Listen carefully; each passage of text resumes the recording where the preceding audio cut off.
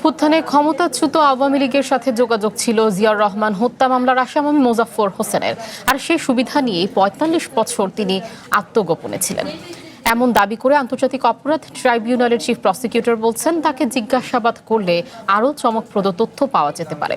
সকালে আন্তর্জাতিক অপরাধ ট্রাইব্যুনালে হাজির করা হয় অবসরপ্রাপ্ত সেনা কর্মকর্তা মোজাফফর হোসেনকে।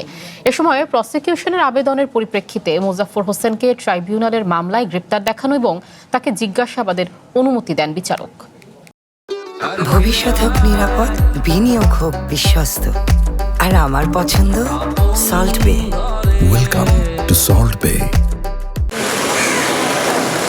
জিয়াউর রহমান হত্যার ৪৫ বছর পর সম্প্রতি গ্রেপ্তার করা হয় অবসরপ্রাপ্ত মেজর মোজাফফর হোসেনকে। গোয়েন্দা পুলিশ গ্রেপ্তার করার পর তাকে নেওয়া হয় সেনা হেফাজতে। বৃহস্পতিবার সকালে তাকে নেওয়া হয় আন্তর্জাতিক অপরাধ ট্রাইব্যুনালে। এ সময় প্রসিকিউশন মানবতাবিরোধী অপরাধে সম্পৃক্ত থাকার অভিযোগে মোজাফফরকে গ্রেপ্তার দেখানোর আবেদন করলে আদালত তা মঞ্জুর করে, সেই সাথে তাকে জিজ্ঞাসাবাদেরও অনুমতি দেয়।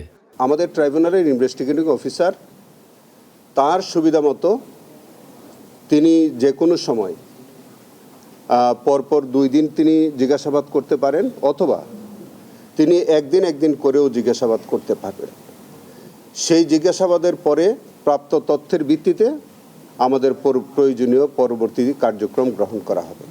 চিফ প্রসিকিউটর দাবি করেন অভ্যুত্থানে ক্ষমতাচ্যুত আওয়ামী লীগ সরকারের সাথে মোজাফফরের সংশ্লিষ্টতা ছিল। তাকে জিজ্ঞাসাবাদে আরও চমকপ্রদ তথ্য পাওয়া যাবে বলেও তিনি মনে করেন যে তৎকালীন সরকারের সাথে তার সংশ্লিষ্টতা ছিল এবং তার সংশ্লিষ্টতার মধ্য দিয়েই মানবতাবিরোধী অপরাধেও তিনি অংশগ্রহণ করেছেন এবং মাসুদউদ্দিন চৌধুরীর মতো এরকম যে দুষ্কৃতিকারীদের সাথে তার একটা সুসম্পর্ক বজায় রেখেছেন। সরকার বলছে জিয়াউর রহমান হত্যার ঘটনায় সেনা আইনেই বিচার হবে মোজাফফর হোসেনের। Rakibul Rahat, one news, Dhaka.